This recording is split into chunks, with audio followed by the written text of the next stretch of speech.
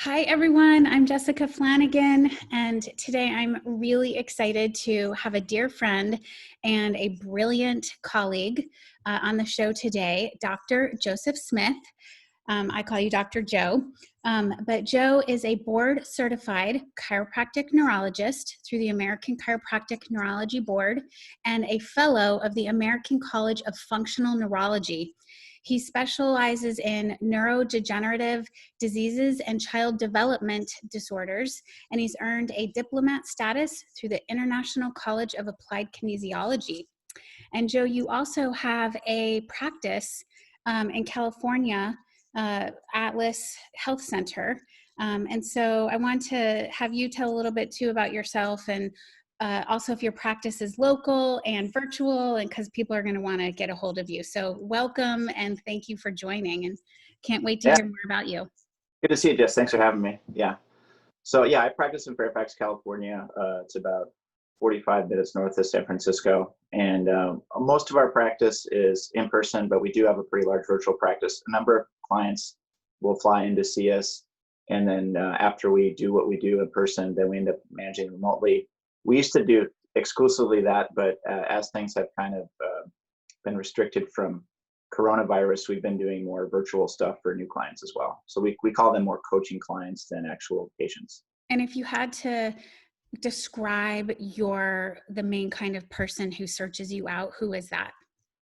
Generally, it's somebody that has had an issue that's been going on for a while, and they've seen a number of either alternative or standard medical practitioners and have had some results, but the results weren't lasting, or they've had some side effects as a result of the therapy, and they're just looking for somebody to really understand what's going on and come up with an approach that's specific to them because protocols haven't worked for them.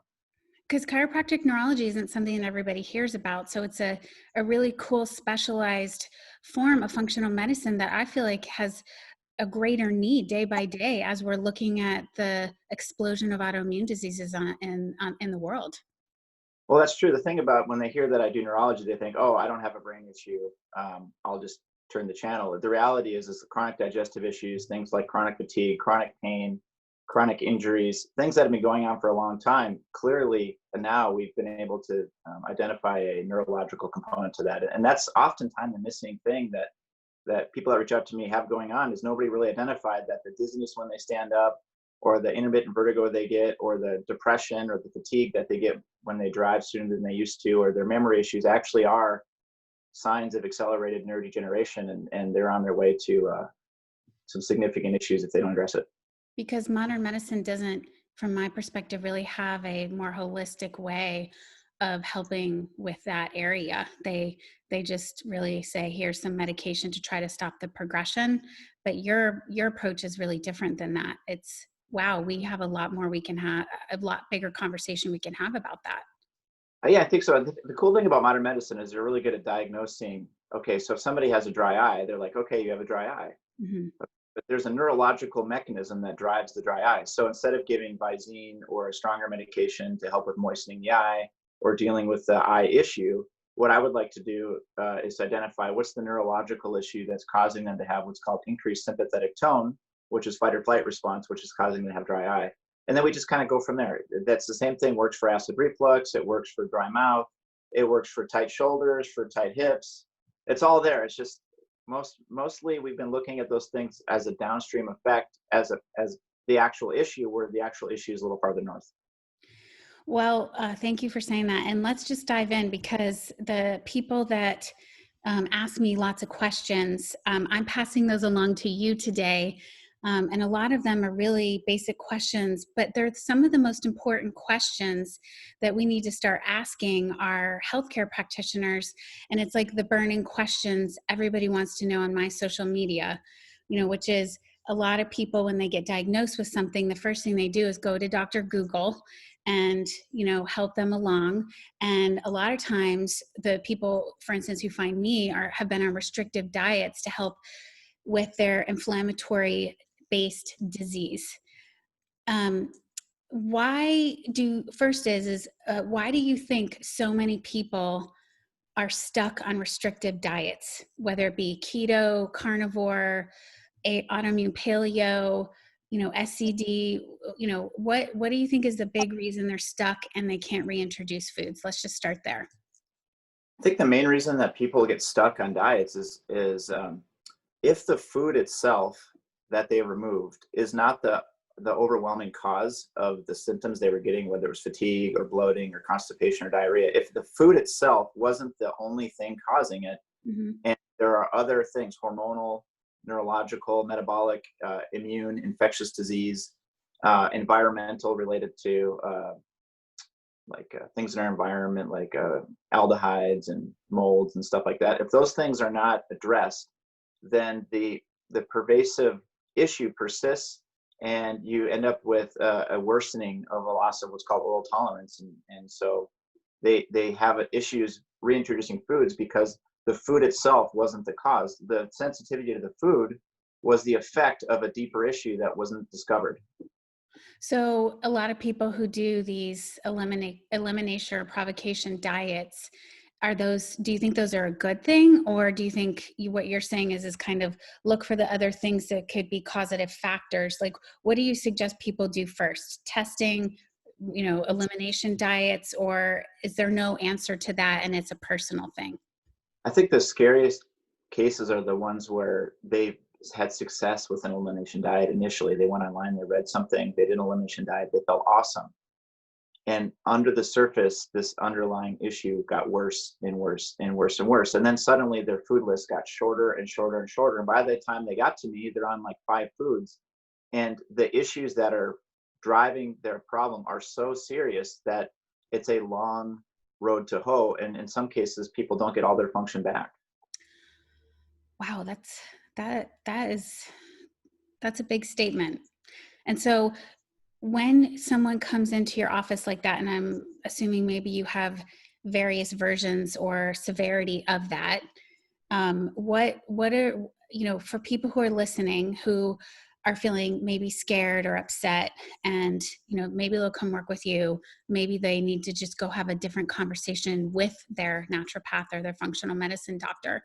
What do you feel like are the most important things for someone who is in that position to do or ask or say?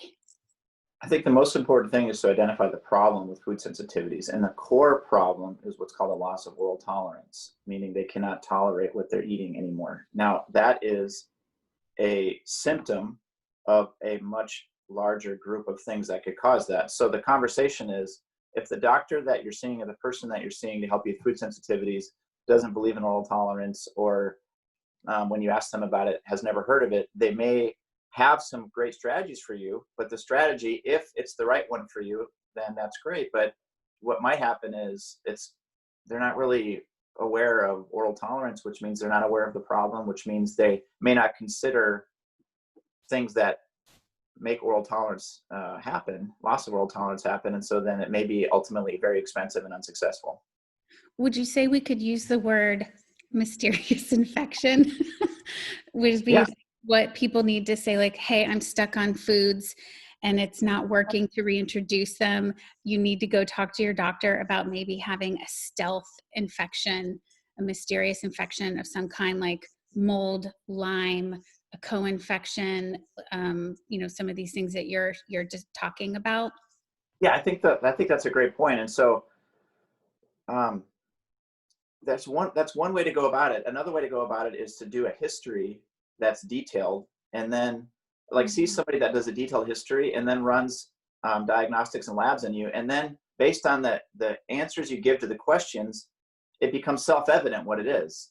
So like some people will show up and they'll ask about self-infections, and I'll run my diagnostics on them. I'll look at their white blood cell differential. I'll take a history, and they have no significant history of mono. They have no significant history of strep. They have no significant history of antibiotic use or even foods that contain antibiotics.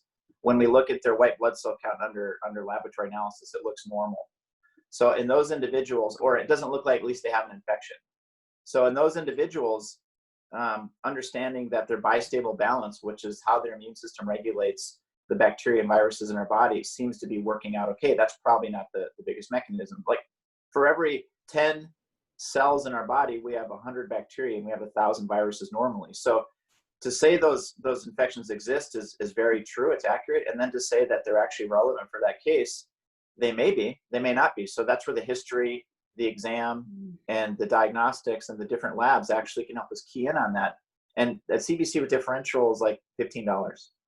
It's a pretty Could you give an example of how you, like, that you could share with how you uncovered this with a client, like a client example? Yeah, okay, so a stealth infection would look like somebody who, most of the people that I see have already seen other clinicians or they've tried some protocols that didn't work. So this is a person, if they're talking about somebody with food sensitivities, this is a person that, has done a restricted food plan, maybe had some success with it, or maybe didn't help them at all, or even made them worse. And then when I work up them on my exam, I'll look at their forms and they have evidence of maybe something like SIBO, which is an overgrowth of healthy bacteria in the gut. And then I'll talk to them, and they had mono at 16. They've had chronic strep. They've been on antibiotics for a very long time. If it's a woman, maybe they've had yeast infections or bacterial vaginosis on more than one occasion. Mm-hmm. And then we even look at some of their old stool tests, and there's some evidence of an overgrowth. Okay, but then when we look at their labs, we see like high normal white blood cell count. They're sweating at night, evidence of a fever, and they did very well when they tried herbs that worked on a particular bug, and then it did better for a while, then it came back. Those are some signs that's where I investigate that a little bit further. And so you mentioned CBC, like CBC with differential. What are some of the other common tests that you tend to run to take this deeper look? So CBC with differential, it means a complete blood cell count, where I look at red and white blood cells. So that's kind of a basic window into that. If you wanted to look a little further into the stealth infection, there's so many boutique labs now that run different viral panels. So many people have run viral testing, but they're looking for like 1 out of like 40 things that could be looked at. And so then they're told that they're normal. Or I've seen people that come in with a very high titer of viral load, and they're told that's normal because they have an exposure, yet they have all the symptoms of an active infection. And current research might suggest that the level of exposure proof labs they have actually suggests an active infection. So there's some confusion about how to interpret even labs that show positives.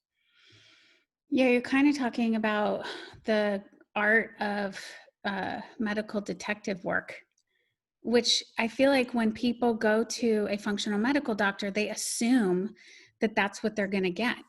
But as we know, that isn't what people are getting. That people are coming to see you after 3 or 4 doctors. Some of the naturopaths, some of the medical doctors, who've become IFM, diplomats. What do you say? What are your thoughts about that? Well, how long have we been doing this now? We've been doing this for a little while, right? You know what I mean? So like we were doing this before there was such a thing as functional medicine, right? So like, it's kind of like, I hate to date us, you know what I mean? But the reality is like functional medicine came along, and here's what I love about functional medicine. My favorite thing about functional medicine is when you run a lab, there is a lab range, which is like, if you're outside the lab range, you're kind of in deep doo-doo. It's kind of a big deal. But then within that lab range, there's a perfect sweet spot, and that's the functional range. And so functional medicine is really the organization that brought that idea that there is a health and vitality number that you can hit. And so focusing on the health and vitality number instead of just treating a lab that's out of range has value. And so you can kind of see things before they become a disease. So many people have fatigue, they have digestive issues, they have depression, they have symptoms of like RA, but they don't have full-blown RA. They have symptoms of MS, but they don't have full-blown MS. And so you can look at labs and see within that sweet spot of ranges and say, wow, like they're definitely not out of range, so we can't diagnose them with MS, but they're within they're far enough outside of normal or optimal that we can start to say, we don't want them to get MS. So we're going to intervene before that. So that's my favorite thing about functional medicine. My least favorite thing about functional medicine is lately, in my opinion, and I love functional medicine, and I think practitioners that are doing it are doing honorable work. The paradigm, though, it seems to me, has become a lot about running lab tests and then diagnosing based on the lab test and then giving piles of supplements. And the supplements are given based upon the labs only, and I just don't see the investigation as to necessarily why do they still need the supplements. So it's more like, here's the supplements based on the labs, but the investigation as to why they actually need the supplements still isn't always there. And furthermore, there isn't like an investigation. So like, person will come in, they'll have been given like 12 supplements, but then nobody actually addressed the fact they could absorb those supplements or not even absorb them. Like, so many people have SIBO, they're given supplements, but they can't absorb the supplements. They didn't address the SIBO first. And so like there's kind of a prioritization that could take place that I think will happen eventually, but we're kind of caught in this phase right now of a lot of lab tests. They can be very expensive. A lot of supplements, they can be very expensive. Sometimes it works if the protocol they implemented is relatively straightforward, but in cases that are more complex, the protocol might work for a while, or it may not work at all. And so I think that's what a lot of, at least the people that I'm seeing, that's their experience, but I'm sure there are a lot of people that are succeeding with it as well. Let's switch for a second, because you do a very cool, evolved, refined practice. You know, you work in that gray area. You're the guy that says, yep, we see that it might turn into MS. Let's stop that from happening. Let's focus for a second for people who might not be able to come see you, you know, or they just want to know, they want to start thinking about the most important tests to think about, you know, that are maybe not as far into their journey as ready to come see you. If you had to, and I realize that this is sort of moving away from the work that you do, but if you had to say, just as a lay person, what do you feel like is the biggest bang for the buck as far as tests? What do you feel like if someone doesn't feel good, maybe they have Hashimoto's, maybe they're thinking about going keto, you know, and they're kind of doing it themselves, what top tests, maybe 3 tests, do you think someone should consider doing as a starting point? Yeah, and this definitely is not outside of something that I see. So I think it's the best test. My favorite test to start out with is something called the BioScreen. How is it? Comprehensive BioScreen. And Mm-hmm. so basically, the company I work with a lot is LabCorp. Okay, but it's basically looking at a large swath of physiological parameters that basically tell us, are these systems okay? So it looks at like blood sugar, it looks at liver, it looks at chronic blood sugar issues, acute blood sugar issues, it looks at hypoglycemia, it looks for fatty liver, it looks for hepatitis, it looks at the kidneys, it looks at the electrolytes, it looks at vitamin D, it looks at the immune system, and it looks at some hormones like thyroid hormone. Okay, and you can get a really good deep look at thyroid, you can get a really good deep look at insulin, and you can kind of get a sense of what could be driving cortisol or stress hormone. That's my favorite test. That test, when I started in practice, used to be around like $1,500. And I met a guy, he's a really cool guy, and he was able to work this out. It wasn't for me specifically, but he was able to work out a company called, it's not Professional Co-op. Who is it? Who does the BioScreen? Comprehensive BioScreen. Anyway, so there's a company that can partner up with labs. Instead of being like $1,500, it's like $220 or something to get all those labs, and it's really, really, really cool. So That's my favorite. really in-depth lab work that's now affordable that maybe not a lot of people don't know about. Okay, so that's one. What's And really available. It's all over. It's LabCorp. It's everywhere. LabCorp. Okay. What's another one that is a good thing for people to consider asking, or, you know, thinking about asking their doctors for? Are we talking about a specific type of client, like somebody with food sensitivities, you mean, or like what do you mean? Yeah, like I don't know what to eat. I'm not sure how to reduce inflammation. I want to put my inflammatory disease into remission. I want to find out like what root cause is. Well, within that comprehensive bioscreen, all right, really looking at something like CRP, which is an acute phase reactant, Mm-hmm. is super important. If you have fatigue, just getting what's called a thyroid advantage panel, where you just look at all the different factors that can contribute to thyroid dysfunction. Okay. Super important to look at all of them, but it's so important to really understand what's going on with the thyroid and fatigue. And I've never met somebody with fatigue. How many people that are listening right now have been told they have hypothyroidism? They have all the symptoms of hypothyroidism, and then they run like a TSH test or like a simple thyroid panel, and then their doctor tells them their lab tests are normal. A colleague of mine, Datis Karazian, actually wrote a book with that title, Why Do I Have Thyroid Symptoms? Either my lab tests are normal, but they're not normal. They have thyroid issues. So like looking at that a little refined version of that comprehensive bioscreen, just keying in on the thyroid is so, so important because it just has its hands in everything. Any kind of stool tests or hormone tests that you like? I really like, there's two different stool tests that I run right now. One's through a lab called Genova Diagnostics. They do something called the GIFX. Some Mhm. insurance companies cover that one. I like that one. I like the GI mapping too. GI mapping, I can't, is that Metabolic Solutions? Diagnostic solutions. Diagnostic Solutions, yeah. GI mapping, that's another stool test that I run. Those are the two stool tests that I run. Seems like if there's a bug and I'm thinking that there's one of those stealth infections we talked about, I'll tend to run that one. Um, I What like the, percentage of your patients do you run stool tests on? If you had it to used to guess. be a lot more. It used to be like all my clients, I would run that because I work with so many autoimmune clients and so much of the immune system surrounds the gut. But since I've kind of, I started to see so many patterns again and again and again, based on looking at thousands and thousands of lab tests and taking thousands and thousands of histories. Mhm. Generally, just the moving to the front of short chain fatty acids. Mhm. Recent literature has really reduced the amount of stool testing that I run. Sometimes I'll go with that first. And if things aren't resolving based upon the utilization of short chain fatty acids, then I'll run a GI mapping or a GIFX. You're talking about short chain fatty acids in the Yeah. colon? Okay. All right. Got it. So what do you, if you had to, when you have patients come to you, what do you feel like are the traits that you see that they make personally, like inside of them? What traits do you see that you feel like you tend to see them make the biggest health gains? Openness. Like Openness. being open-minded. Hmm. And it's so hard though, because like when you're in a model where nobody's listening to you, Hmm. and like literally you're the smartest person in the room, when you go talk to your doctor and your doctor's never even heard of your condition or your doctor's never even heard of oral tolerance, it's so tough because again and again and again people have been let down. So when they finally sit in front of somebody that maybe at least knows as much as they do, or maybe even surpasses it, it's very difficult to let go of the reins and be open-minded about what we're going to try. It may be completely different than what you researched online. Yet the concepts that you figured out, which is loss of oral tolerance or stealth infection, are the correct concepts, but it may not be the best thing to just go try to kill those bugs.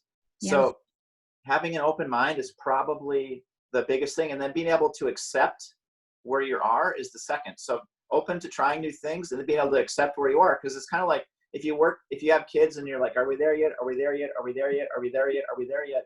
And even if you're doing the right thing, if you're constantly checking in and you're constantly, are we there yet? Are we there yet? Are we there yet? That mindset creates a vigilance, which increases sympathetic tone, which suppresses a lot of immune function and increases other types of immune function. It messes up digestion and your hormones, and it's actually counterproductive.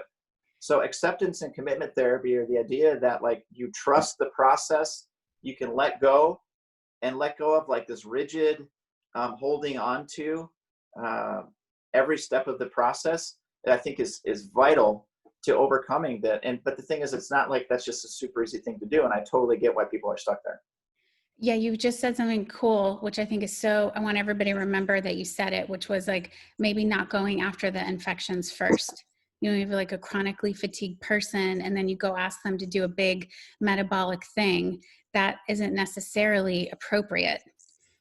So I want everybody to hear that when you see something, you know, it doesn't necessarily mean you got to go kill it first. And that's this cool, nuanced medicine that you practice, Joe, that I've always so appreciated, is that you honor the person and the body and the symptoms and their story before even like the lab work.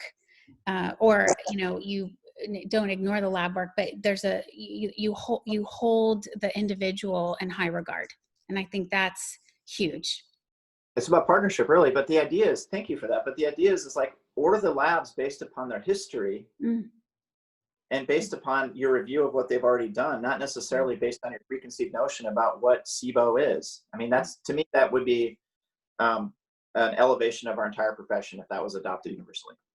So I'm going to ask another big last question, which is often When we look at how much functional medicine has exploded in the last 10 years, and a lot of the things that I feel like people are reading are 10-year-old uh, functional medicine, definitions. What do you think are the most important things for people to realize as they're going in to find the root cause and find a practitioner that they want to work with, and what works for them? What are the most important things that you feel like have happened in functional medicine in the last decade that aren't being talked about, that people should know about? I think just the amount of testing that's available to us. I mean, we really can, functional medicine has really exploded. And as a result, a lot of boutique labs have popped up to fill the need of questions that we have in our mind about what to do. And I think the the thing is like these tests are often not covered by insurance. And so like not all of these boutique labs are created equal, but like I think one of the greatest things that's happened as a result of functional medicine is now, at least in the United States, I can pretty much get whatever test that I need, even as not as a medical doctor. There's a lot that I can get done. It's great. So that people can feel heartened by knowing that they have more options that they didn't have. And when I hear that, what feels like inside of my body is, oh, because there's so many more options, if my doctor is willing to do those tests or create those relationships with those labs, that might mean I don't need to restrict my food so much. Could that be an answer there? Or like, what do you I think? think you nailed it. I mean, the reality is that you can't hit a target if you can't see it. And so if you're just diagnosing a food symptom like bloating after you eat and you're removing food and you get better, but there's no investigation or before when the labs just weren't available to give us the specificity as to what was actually driving it, then we were basically giving our best educated guess. And that's what we're doing anyway. But our educated guess now is way more educated now. It's awesome. Right. Well, I think that what you're doing is because you don't use template medicine, you're not doing greening medicine and functional medicine. You're actually working with incredibly complex cases and people who have been doing this for a while and actually need to hear something different.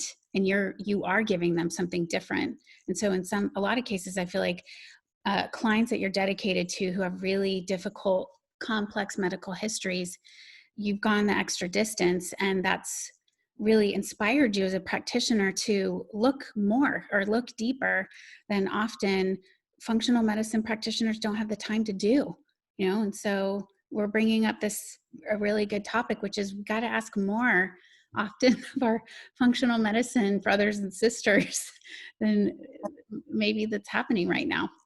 I think we're in this together, and certainly there are clients that are doing very well in that model, Mm-hmm. but it would be to see a little bit more investigation in the history and a little more specificity of lab testing, and then a little more identification of a client and their capacity to actually respond to the therapy that we're implementing. But I think, part of it, Jessica, is it's so new. And a lot of doctors that are doing functional medicine, they're new, and experience is super vital. You know what I mean? So if you're brand new with this, a lot of functional medicine doctors that are strictly doing that are learning that, like we need to refine this a little bit too. So I think there is a movement within the actual model to move that direction. And I hope that gets out there, because I think people will find it as a relief. Oh, I don't have to permanently go on this restrictive diet or go on this restrictive diet for so long to reduce inflammation. There's other things that we have now at our fingertips that we can look at. And that's a relief, because it's a different kind of strategy. And it's a strategy that has evolved in the last 10 years, because 10 years ago, I do think the testing wasn't there. And we were looking at leaning more heavily into a restrictive diet. And wow, that's such great news for so many people that doesn't have to be the case now. When I started autoimmune paleo, it was kind of like the gold standard. And 10 years later, that kind of restricted diet doesn't have to be the gold standard anymore. But what you're saying is investigation and testing, those we can place the emphasis on that. Yeah, absolutely. And there, just to be clear, there are certainly cases where restricting food for a period of time is vital to the recovery. And in some cases like celiac, where they have an autoimmunity to wheat, like that needs to be permanent. So I don't want to mislead people, and I don't think you were either, but I just want to be clear for those that are brand new to this. Like, there are definitely moments when people work with me where we do restricted food plans, but the idea is we identify why they needed to do that. Yeah. We work on creating a strategy where they can start reincorporating new foods as soon as possible. And like, I was with you back then too. Like, we all were into the AIP thing, and I still like AIP. I just now see the limitations of it. And that's the strange thing that I was talking about. There's going to be stuff that I do today that hopefully 10 years from now, there's something more available and that's more efficient that we can use. And it's just up to us to keep learning and keep implementing new stuff. It's super exciting. It is. It's a good time. Okay, so people want to find you, work with you. How do they find you? Just check us out, atlashealthmethod.com. And if you want to reach out just directly, it's contact@atlashealthmethod.com. That's Nancy, and she'll put you in touch with me. And I'll put everything in the show notes as well, so people can just, you'll be one click away. Sure.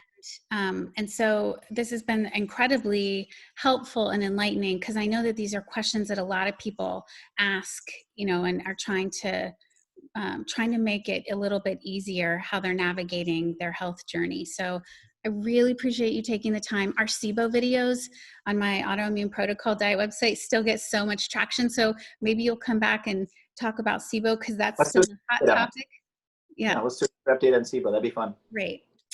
Well, Dr. Smith, I really appreciate you taking the time out of your busy schedule and practice to talk to all of us, and we'll hang out soon. My pleasure. Take care. Thank you. Okay. Take care, Joe. Bye-bye.